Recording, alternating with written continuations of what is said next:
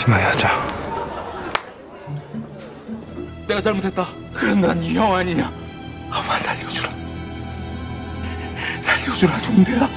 주민 여러분 안녕하세요. 주민센터 센터장입니다. 센터장이 사랑하는 감독 중 한 분인 유하 감독. 영화 감독 이전에 그는 시인이자 수필가였는데요. 1993년 시단에 파란을 일으켰던 본인의 시 바람 부는 날이면 압구정동에 가야 한다를 바탕으로 각본을 쓰고 연출을 맡아 첫 장편 영화에 데뷔했으나 실패를 맛보게 됩니다. 이대로 잊혀지는 듯 했으나 9년 만인 2002년 짜잔 하고 결혼은 미친 짓이다로 컴백, 흥행에 성공하게 되죠. 기세를 몰아 2004년 말죽거리 잔혹사, 2006년 비열한 거리를 연달아 흥행과 비평 모두 성공시키고 2015년 강남 1970으로 거리와 폭력 3부작의 대미를 장식합니다. 자, 그럼 유하 감독 작품에서 볼 수 있는 연출 디테일과 비하인드 스토리 지금 줌인 시작합니다. 스토리를 요약해주는 영상이 아닙니다. 꼭 좀 영화를 먼저 보신 후 이 영상을 보시기 바랍니다. 챕터 1, 먼저 제목에 대한 이야기부터 해볼까요? 말죽거리 잔혹사의 원래 시나리오 제목은 절권도의 길이었습니다. 영어 제목은 원래 제목을 그대로 사용했습니다. 1970년대 초반 모든 학생과 청소년의 우상이었던 이소룡. 당시 시대를 살아온 감독에게도 이소룡은 큰 의미였는데요. 감독의 자전적인 성격이 강한 영화이기에 이소룡의 절권도의 길을 영화 제목으로 설정하고 어린 시절의 현수가 이소룡의 정무문을 보는 장면으로 영화를 시작합니다. 내 꿈이 하나 있었다면 바로 이소룡처럼 되고 싶다는 거였다. 2004년 개봉 당시 이소룡에 대해 잘 몰랐던 어린 친구들을 위해 먼저 이소룡이 어떤 존재인지를 알리고 싶었다고 하네요. 비열한 거리의 원래 제목은 비루한 것들의 카니발이라는 다소 난해한 느낌의 제목이었습니다. 역시나 영어 제목은 원래 제목을 그대로 사용했네요.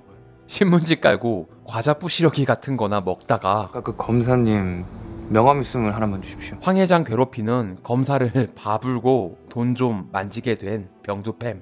고기도 먹고 룸사롱에서 그들만의 축제를 벌이는데요. 더 큰 성공을 거두었을 땐 도우미도 섭외하고 하마의 바지에서 나오던 휴지가 지폐로 변하기도 하죠. 건달 세계에서 벌어지는 그들만의 축제를 제목으로 설정했는데요. 이 축제에 살인과 죽음이 뒤섞이는 이미지를 만들었다고 합니다. 본인과 마찬가지로 홀 어머니를 모시고 여동생까지 있는 상처를 그가 가장 무방비 상태인 집안 잔칫날에 죽이는 병두. 말 그대로 축제와 피 튀는 살인이 공존하는 원제와 딱 어울리는 장면인데요. 하지만 흥행에는 좀 어울리지 않는 것 같아 마틴 스콜세이지의 비열한 거리를 오마주한 제목으로 바꿨습니다. 강남 1970 역시 시나리오의 제목은 따로 있었습니다. 이 일대가 전부 영동지구입니다. 금괴포란 형이구만. 명당이란 얘기야. 깡촌이었던 마을이 발전해가는 과정에 빛과 그림자를 표현한다는 의미로 시나리오 제목을 강남 블루스로 지었는데요. 역시나 좀 더 흥행 가능성이 있는 이름으로 바꿨다고 합니다. 그리고 영어 제목은 원래 제목을 그대로 따랐습니다. 리얼리티 액션과 지리는 느와르 감성. 모든 것이 리얼해야 하는 말죽거리 잔혹사 촬영 현장은 말 그대로 잔혹했습니다. 이 정도 빠따는 그냥 가볍게 진짜로 맞아야 했죠. 이 소리가 효과음이 아닌 실제로 나는 소리라고 하네요. 이 정도는 뭐 시작에 불과합니다.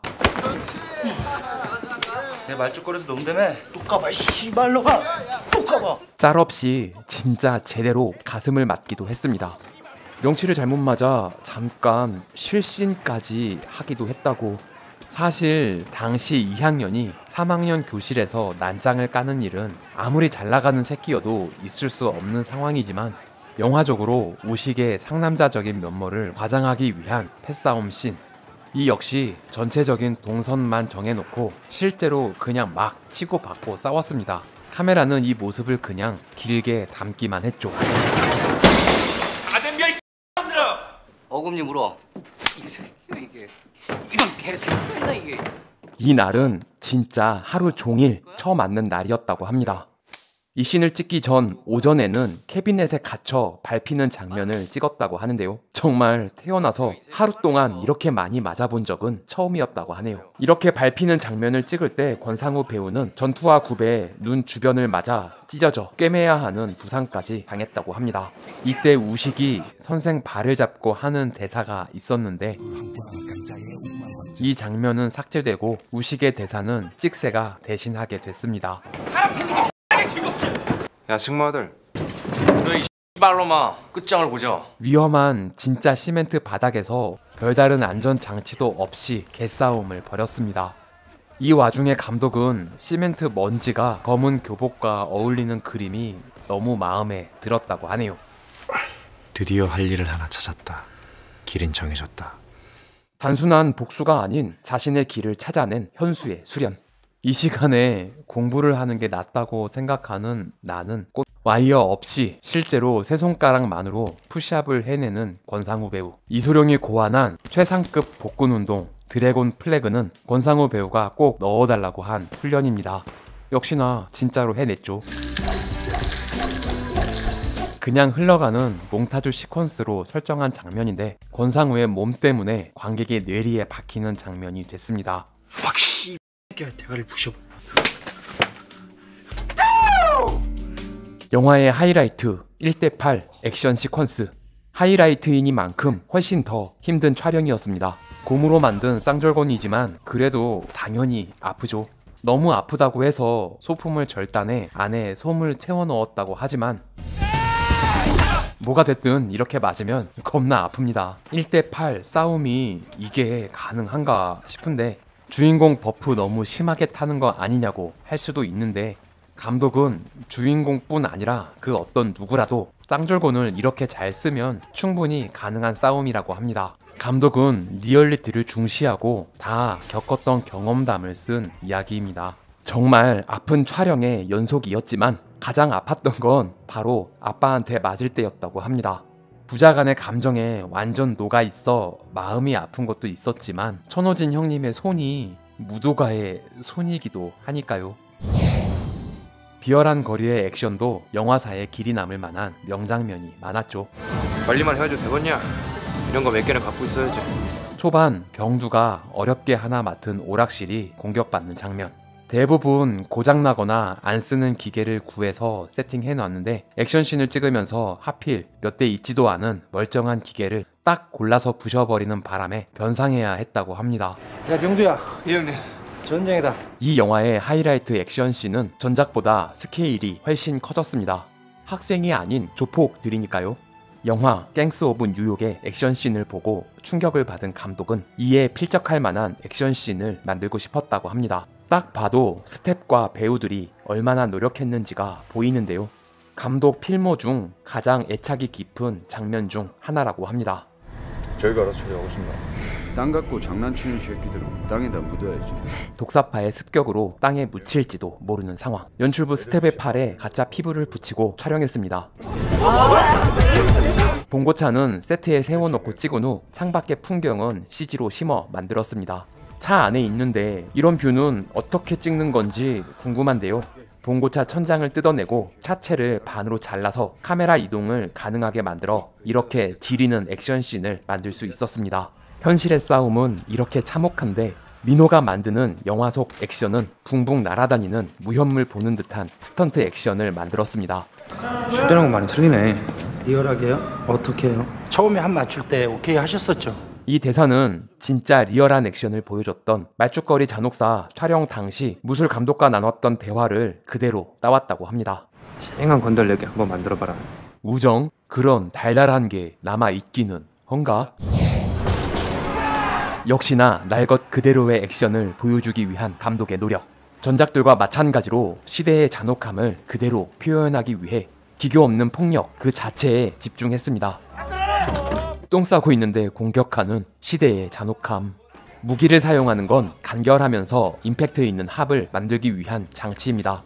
직장 다니는 오빠가 한 분 있다고 들었는데. 동생의 상견례 자리를 뒤로 한 채 덕제를 치러 가는 종대. 비가 오는 밤인 건 누아르의 국룰이죠. 감독은 이 씬의 컨셉을 비와 물과 피가 범벅이 되는 밤으로 설정했습니다.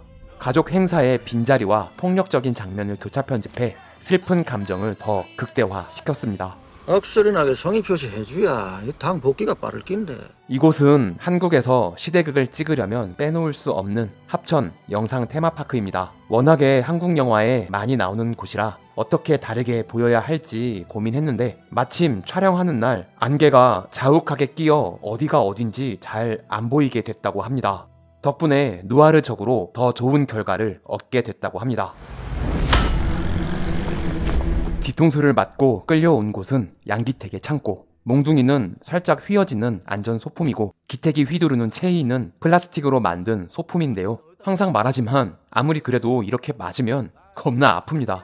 이 씬은 지방의 한 곡물 창고에서 찍었는데요. 이민호 배우는 이 험한 액션씬을 치고 박는 것보다 모기와 쌓인 곡물에서 나오는 이름 모를 벌레와의 사투가 더 괴로웠다고 하네요. 지 식구 살리고 싶으면 어떻게든 구해오겠지. 전체적인 액션의 동선은 미리 정해놨는데요. 첫 테이크를 찍을 때 이민호 배우가 갑자기 합이 기억나지 않아 몸이 움직이는 대로 즉흥적인 액션을 막 했는데 그걸 또 무술팀이 다 받아줬다고 합니다. 감독은 오히려 더 본능적인 날것의 느낌도 나고 배우에게 나오는 첫 테이크의 진정성이란 게 느껴져서 계획에 없던 액션을 섞어서 사용했다고 합니다. 나이가 들어 몸도 무겁고 한쪽 다리도 성치 않은 길수의 액션은 멋있게 합을 주고받는 것보다 애절한 감정에 더 집중할 수 있도록 액션을 간결하게 구성했는데요. 합을 빨리 끝내기 위해 도끼를 쓴다는 설정을 추가했습니다. 영화에 직접적으로 언급하진 않지만 별명이 강도끼였다고 하네요. 동생의 은인인 길수를 작업하려는 용기. 아이고, 사람을 다리미로. 감독은 종대가 더 크게 분노할 수 있도록 길수를 최대한 잔인하게 죽이기로 결정했습니다. 세 사람이 되어 선하게 살길 다짐하고 잡았던 다리미를 살인 도구로 설정해 장면이 주는 잔혹함을 더욱 강조했습니다. 또한 올바르게 사는 사람이 손해보는 뒤틀린 자본주의를 함축적으로 상징하고 싶었다고 하네요. 김래원 배우는 액션보다 용기의 밑바닥에서 올라오는 분노와 본인을 향한 자괴감 등 여러가지 감정을 살인 후 잠깐 나오는 표정에 담고 싶었다고 합니다. 하이라이트 액션씬이 전작들에 비해 확실히 커졌습니다. 감독은 땅에 관련된 싸움이 실제화된다는 의미로 핏빛 땅과 피하 식별이 어려운 싸움 그리고 비로 설정했는데요. 개각도 촬영과 고속 촬영으로 빗방울이 보이도록 촬영했고 후반 작업으로 흙의 색을 더 붉게 만들었다고 합니다. 자기들이 가질 땅도 아닌데 윗대가리들의 장기말처럼 희생되는 청춘들의 지옥도를 표현했습니다. 이 씬은 장마가 오면 찍을 계획이었는데 촬영이 늦어져 장마가 끝나고 한창 뜨거운 여름날 찍어야 했습니다. 기온이 거의 40도까지 올라가는데 비를 뿌리며 찍어야 하니 불쾌지수가 높아 다들 예민한 상태였다고 하네요. 비를 며칠 동안 뿌려대니 흙이 씻겨 내려가서 바닥에 돌이 나와 부상도 많았다고 하는데요. 이민호 배우는 촬영 중 발톱이 빠져서 마취 주사를 맞아가며 열연했습니다. 감독의 의도대로 피하 식별이 되지 않아서 김래원 배우가 정말 열심히 닥치는 대로 다 패버렸는데 아까 맞았던 무술팀 한 분이 쓱 오더니 전 아군입니다 라는 말을 전했다고 하네요. 거리 3부작에 얽힌 디테일과 비하인드 스토리 다음 시간에도 계속 이어집니다. 주민 여러분의 의견이 궁금합니다. 센터장 네가 뭘 안다고 떠드냐? 라는 의견도 환영입니다. 구독과 좋아요는 사랑입니다. 종 모양 클릭으로 알림 설정까지 하시면 주민센터와 좀 더 가까워집니다. 부디 좆댓9R 부탁드립니다. 시청해주셔서 감사합니다. 지금까지 센터장이었습니다.